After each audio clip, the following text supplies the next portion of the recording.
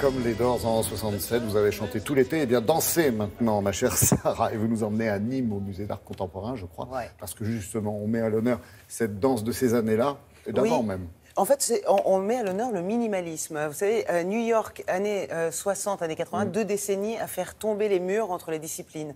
Les disciplines, que ce soit la danse, les danseurs, les chorégraphes, les plasticiens, les vidéastes. En fait, tout le monde se retrouve, tout le monde fait tomber les barrières. Oui, mais tout le monde s'intéressait à tout le monde aussi. Oui, mais avant, on appelait ça la collaboration. Oui. Là, maintenant, ce sont vraiment des disciplines qui se mélangent complètement.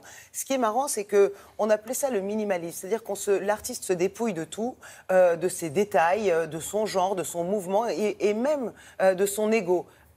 Alors ça, c'est officiellement. Officieusement, il voulait quand même pas rentrer. Non, mais, parce qu'il voulait quand même pas rentrer dans le isme du minimalisme. C'est-à-dire que oui, je vois ce que vous voulez dire. C'est vrai que moi aussi, je me dépouille, mais moi, c'est quand même autre chose. Moi, c'est pas... Voilà, moi, c'est épuré, mais j'ai mon style quand même. Donc, personne ne veut vraiment rentrer dans le mouvement, mais tout le monde est d'accord pour une chose, c'est de dire finalement, est-ce que faire tomber le détail pour ne garder que l'essentiel, c'est pas ça le futur, c'est pas ça l'avenir. Alors donc, on retrouve ça avec des chorégraphes qui travaillent avec des plasticiens, qui travaillent avec des vidéastes, des chorégraphes. Il y avait même une chorégraphe qui était là, qui s'appelle Simone Frotti, si je ne me trompe pas, qui a un certain âge, qui est venue danser avec des danseurs qui sont au milieu du musée. Ça, c'est encore autre chose, parce que les musées, vous savez, on est habitué à avoir les musées pour recevoir des œuvres qui ne bougent pas, qu'on regarde, qu'on admire dans le silence. Ça aussi, c'est en train de changer maintenant à l'intérieur des musées.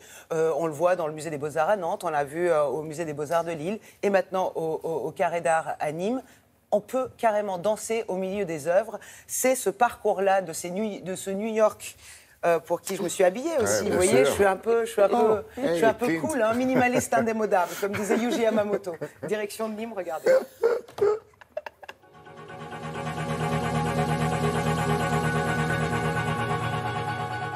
Pour les 40 ans du Centre Pompidou, on a choisi un angle qui est un peu différent des autres expositions, qui travaille sur les relations entre danse et art visuel à New York dans les années 70. Il y avait 4 chorégraphes qui sont très connus, Trisha Brown, Simone Forti, Yvonne Rainer et Lucinda Childs.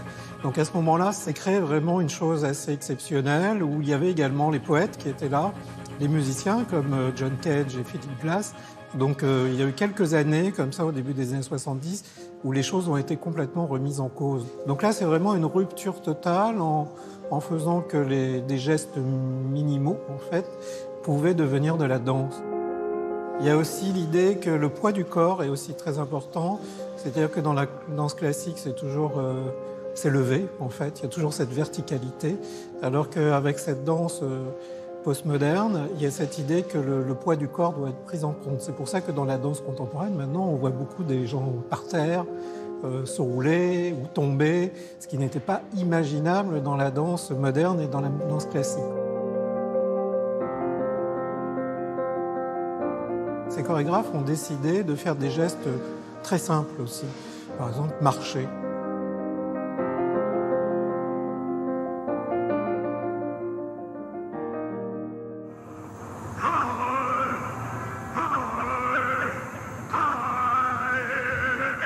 C'est une exposition où on voit les relations entre art visuel et des danses. Donc là, vous avez Carl André, qui est le premier sculpteur qui a fait que la sculpture soit uniquement horizontale, sur laquelle on peut marcher dessus. Donc il y a aussi une relation à l'espace.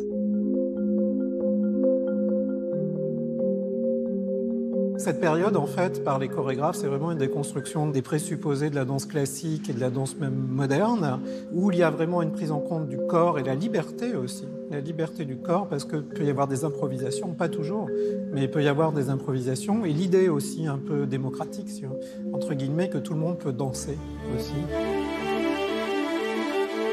Il y a aussi des performances qui sont faites par des danseurs tous les jours, qui reprennent des performances de Simone Forti, qui s'appelle Dance Construction. Simone Forti est venue, elle est très âgée, mais elle est venue ici transmettre aux jeunes danseurs les gestes de la dance performance.